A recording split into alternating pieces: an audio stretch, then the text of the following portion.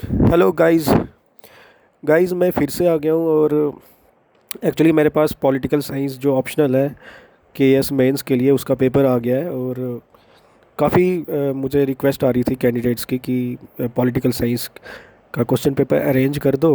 तो मैंने सोचा चलो पॉलिटिकल साइंस पे भी डिस्कशन किया जाए, क्योंकि 2016 में मेरा सब्जेक्ट पॉलिटिकल साइंस था, तो इसलिए थोड़ा पॉलिटिकल साइंस का मुझे पता है, आइडिया है कि पॉलिटिकल साइंस में क्या क्या क्या सिलेबस है। और मैं बता सकता हूँ कि ये जो क्वेश्चन पेपर है किस लेवल का था।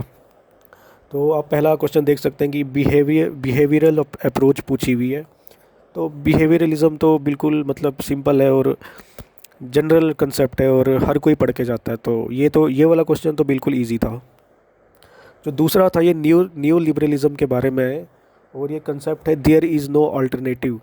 तो ये कोई नया कंसेप्ट है, जहाँ तक मैंने पढ़ा है आज तक पॉलिटिकल साइंस में, मैंने ये कंसेप्ट नहीं पढ़ा। हो सकता है कि ये किसी और कंसेप्ट को ही किसी और लैंग्वेज में पूछा गया हो। तो इस क्वेश्चन का मुझे नियो लिबरलिज्म का मुझे आइडिया है, लेकिन there is no alternative, there is no alternative to what, there is no alternative to freedom of the private sector from the government control, or in what context it is being asked। तो ये मुझे अभी यहाँ पे clear नहीं हो पा रहा है कि, तो चलिए नेक्स्ट में चलते हैं। तो पढ़े हुए भी काफ़ी टाइम हो गया है मुझे पॉलिटिकल साइंस। तो जो दूसरा क्वेश्चन है ये पूछा हुआ है जॉन रॉल्स का जो जस्टिस का कंसेप्ट है, जो उन्होंने कहा है कि जस्टिस एज फेयरनेस। तो ये तो बिल्कुल ही सिंपल क्वेश्चन है, बिल्कुल जनरल कंसेप्ट है ये। और जो भी पॉलिटिकल साइंस का एस्पिरेंट होता है वो ये वाला क्वेश्चन तो पढ़ के ही जाता है।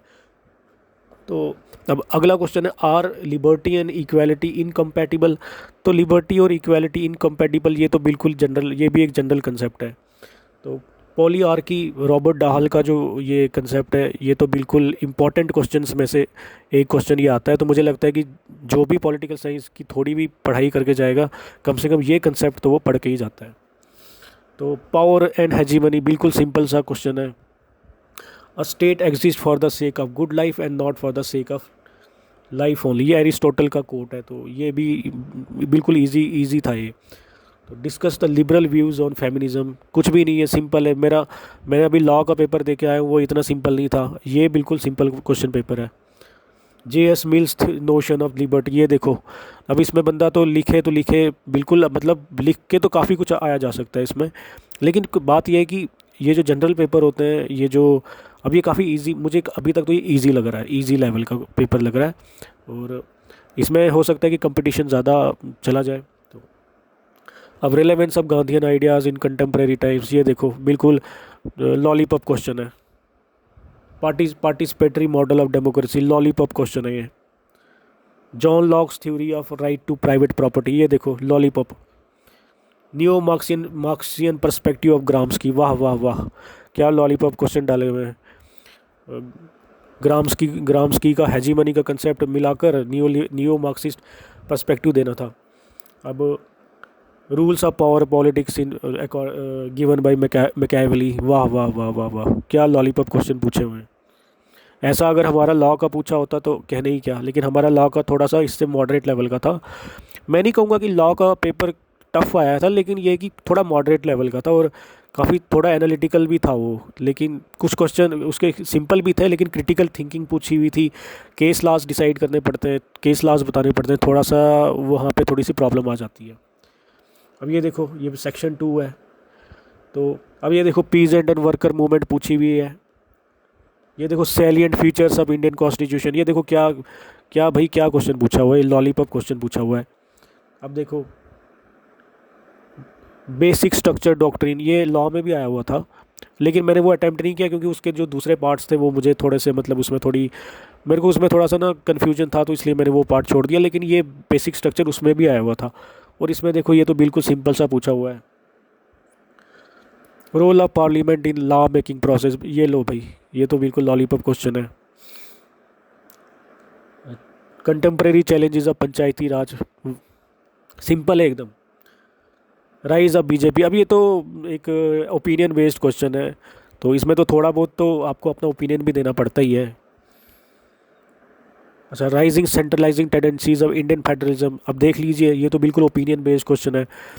फेडरलिज्म का कंसेप्ट देना था, थोड़ा कोऑपरेटिव फेडरलिज्म लॉ में भी आया हुआ था, तो थोड़ा कोऑपरेटिव फेडरलिज्म का कंसेप्ट देकर और थोड़ी कुछ एग्जांपल्स देकर, थोड़े से केस लॉज देकर कोई बिल्कुल आराम से ये क्वेश्चन किया जा सकता था। केस लॉज तो खैर इसमें नहीं देने होते, ये तो पॉलिटिकल साइंस है। नीति नीति आयोग है, ये देखो भाई, वाह। सोशल मूवमेंट्स इन्वायरमेंटल प्रोटेक्शन के लिए, तो ये न्यू सोशल मूवमेंट्स में आ गया ना, जो इन्वायरमेंटल प्रोटेक्शन है न्यू सोशल मूवमेंट्स में आ गया। लिबरलाइजेशन एंड इकोनॉमिक रिफॉर्म्स, वाह भाई वाह, यहाँ पे तो आप फॉर्मूला भी चेप सकते थे। नेशनल ह्यूमन राइट्स कमीशन, अब इसमें तो कुछ ना कुछ इंसान लिख के ही आ ही जाएगा। कोलिशन पॉलिटिक्स, ये तो पढ़ के ही जाता ही है, जब भी पॉलिटिकल साइंस की तैयारी करते हैं तो पढ़ के तो जाता ही है इंसान, ऐसे भी आ जाता है कोलिशन पॉलिटिक्स का। Nehruvian model of democracy of development, ये इसमें तो सारा सोशलिज्म का चेपना था, ठीक है ना। ये तो बिल्कुल सिंपल से सिंपल क्वेश्चन पे पूछा हुआ है यार। Directive principles of state policy, वाह क्या बात है, पॉलिटिकल साइंस वालों की तो मौज हो गई है, ठीक है। मुझे तो ये इजी क्वेश्चन पेपर लगा है, इसमें कुछ भी टफ नहीं है, सब कुछ सारे क्वेश्चन जो हैं, जो सीधे सादे क्वेश्चन होते हैं ना, स्ट्रेट जो क्वेश्चन पूछे जाते हैं, जो सिलेबस है, जो इम्पोर्टेंट है वही पूछा गया है, कुछ भी एक्स्ट्रा नहीं पूछा गया है, कुछ भी इधर उधर से नहीं पूछा गया है। तो जिनको भी ये पेपर चाहिए वो मेरे टेलीग्राम, उसका मैं लिंक दे दूंगा नीचे डिस्क्रिप्शन में, और मैं थोड़ी देर बाद वहाँ पे अपलोड कर दूंगा, तो आप वो जाके वहाँ से डाउनलोड कर सकते हैं। Thank you.